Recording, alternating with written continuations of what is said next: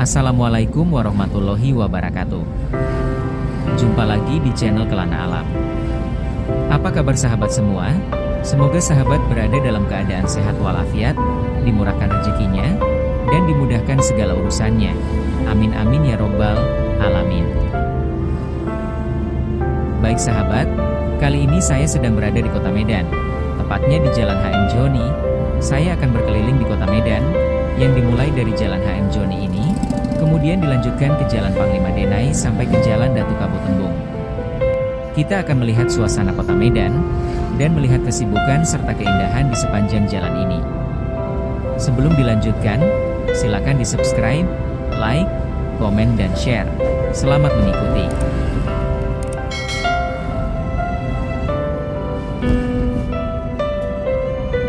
Dalam perjalanan kali ini, kita akan bercerita sedikit tentang sejarah Jalan HM Joni. Mendengar Jalan HM Joni, bagi sebagian warga kota Medan tentu tidak asing dengan nama jalan yang satu ini. Ya, jalan yang terletak di Kecamatan Medan Kota ini, menjadi salah satu pusat kuliner dan fashion. Tidak hanya itu, di Jalan HM Joni ini juga terdapat sebuah museum milik pemerintah kota Medan. Jalan yang berada di antara Jalan Sisingamangaraja, tepatnya di samping makam pahlawan itu ternyata memiliki sejarah. Namun, kebanyakan masyarakat di Medan tidak mengetahui asal-muasal penamaan Jalan HM Joni tersebut. Bila kita telusuri, Jalan HM Joni memiliki panjang lebih kurang 2 km. Namun dahulunya, Jalan HM Joni ini lebih dikenal Jalan Pasar Merah. Diberi nama tersebut bukan tanpa alasan. Berdasarkan informasi dari beberapa tokoh masyarakat yang telah lama tinggal di Jalan HM Joni itu, Muhammad Yusuf menjelaskan bahwa pada tahun 60-an, jalan tersebut berwarna merah, sebab di kawasan itu ada sebuah pabrik pembuatan batu bata dan genteng pada era zaman Belanda dahulu. Kalau cerita dulu, itu bukan Jalan HM Joni, tapi Jalan Pasar Merah. Karena dulu jalannya dari tanah merah, ada produksi batu bata di daerah itu, ujarnya. Yusuf menjelaskan bahwa dirinya bersama keluarga telah tinggal di Jalan HM Joni sejak tahun 70-an. Ia pun tidak mengetahui secara detail mengapa jalan tersebut dinamakan Jalan HM Joni. Namun, dia meyakini HM Joni itu merupakan salah seorang tokoh pada zaman Belanda. Sepengetahuan saya, dari awal saya tinggal di situ, Jalan HM Joni, sampai saat ini juga kurang mengerti secara akuratlah tentang kenapa itu dinamakan Jalan HM Joni. Apakah itu seorang tokoh atau pahlawan? Bebernya. Lanjut Yusuf, bahwa perubahan Jalan Pasar Merah itu berubah sejak tahun 80-an. Namanya itu diberikan sepengetahuan saya, oleh pemerintah dengan nama Jalan HM Joni sekitar tahun 80-an, katanya. Untuk sejarah HM Joni itu sendiri, ia masih penasaran asal-muasal jalan itu sendiri. Yusuf juga mencoba mencari informasi kepada Camat Medan Kota, untuk menanyakan siapa HM Joni itu sebenarnya. Sementara sejarawan dan sastra di Medan, yakni Koko Henry Lubis mengatakan bahwa HM Joni itu adalah M. Joni yang merupakan seorang pemuda asal Tapanuli Selatan, Tapsel. M. Joni adalah seorang pemuda yang lahir di Gunung Manaun, Tapanuli Selatan sekitar tahun 1900-an, bebernya. Lanjut, Koko Henry menuturkan bahwa M. Joni memiliki 2 saudara kandung, di mana M. Joni merupakan anak pertama dari 2 saudara itu. Dia 3 bersaudara. Dia anak pertama, yang kedua adiknya bernama Tohar Dalimunte dan yang ketiga adiknya bernama Zainab, ucapnya. Koko Henry menceritakan awalnya M. Joni datang ke Medan dengan menggunakan kereta lembu bersama pamannya untuk mencari ilmu. Namun, saat itu ayahnya tidak mengizinkan M. Joni ke Medan.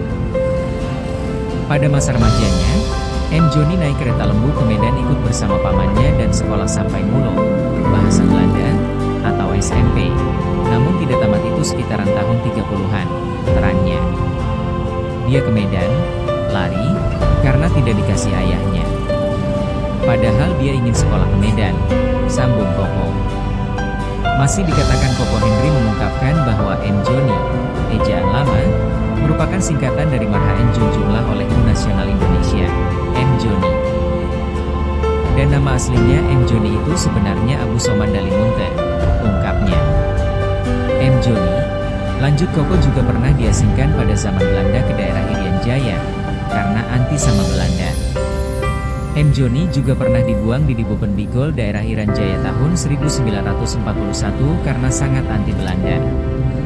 Tempat itu sering untuk orang pergerakan dibuang ke sana, Dibopen Bigol, kalau tidak setuju dengan Belanda, ungkapnya. Sebelum diasingkan, kata Koko Henry bahwa M. Joni di tahun 1937 pernah bekerja sebagai agen majalah Persatuan Indonesia yang organnya Partai Nasional Indonesia, PNI. Dia, M. Joni, idolanya adalah Soekarno, karena PNI itu pada zamannya ya Soekarno, ucap sastrawan tersebut. M. Joni telah berumah tangga. Namun, Koko tidak menceritakan siapa istri dan anak dari M. Joni. Sekitar tahun 1962, M. Joni wafat dan meninggalkan beberapa karya sastra hasil karyanya. M. Joni dikuburkan di perkuburan Madailing Jalan Brigjen Katamso. Yang bisa dikenang dari M. Joni adalah karya sastranya.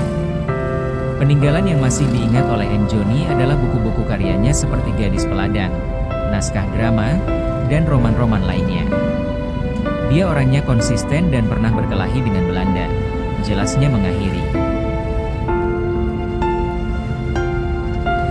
Kemudian Yusuf mengungkapkan bahwa sejarah lain yang ada di Jalan HM Joni, yakni sebuah arca yang saat ini telah menjadi bangunan dari Museum Gedung Arca.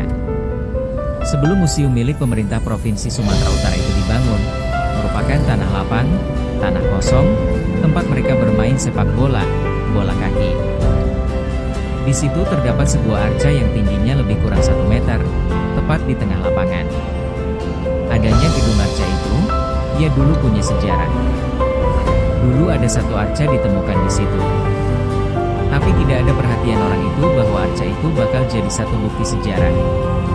Karena pada saat itu kita main bola di situ sekitar tahun 70-an, 80-an, ya kami di situ sama dengan patung arca itu. Karena tempatnya kebetulan di tengah-tengah lapangan, ungkapnya. Itulah asal mulanya mengapa dinamakan Gedung Arca dan menjadi museum negeri yang sampai saat ini dikelola oleh pemerintah Provinsi Sumatera Utara. MFT, Tribun Medan.com.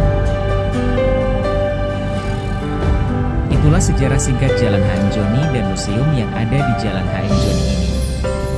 Mari kita lanjutkan perjalanan ini, sahabat. Sambil melihat suasana sepanjang jalan. Dan sekarang kita sudah masuk ke Jalan Panglima Denai.